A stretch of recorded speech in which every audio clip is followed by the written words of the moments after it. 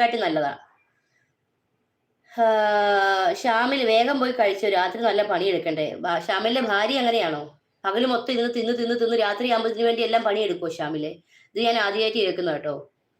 ഷാമിലെ, നമ്മുടെ ലൈഫ് എന്നൊക്കെ പറഞ്ഞാല് ഷാമിലിനെ പോലെ ആയിരിക്കില്ല എല്ലാവരും.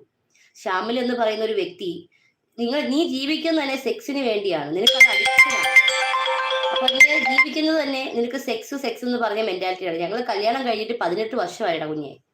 18 വർഷമായി ഞങ്ങളുടെ കല്യാണം കഴിഞ്ഞ്. 19 വർഷം പൂർത്തിയാകാൻ പോവുക. 19 വർഷത്തിലേക്ക് കടക്കുക.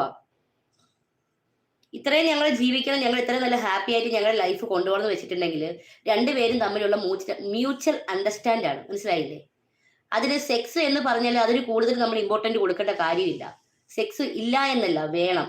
അതൊരു മനുഷ്യന്റെ അവസ്ഥയും ഒരു മനുഷ്യന്റെ മനസ്സും അവരുടെ സിറ്റുവേഷനും ഒക്കെ നോക്കിയിട്ട് വേണം.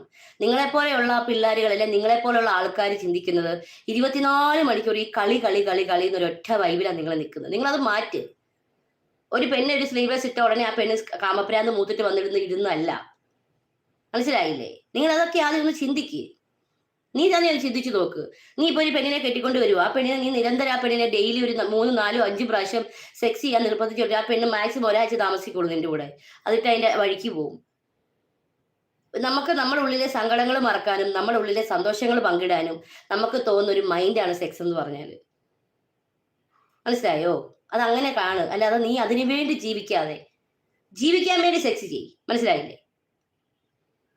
ഇതിനൊക്കെ ഒരു സമയമുണ്ട്, കാലമുണ്ട്.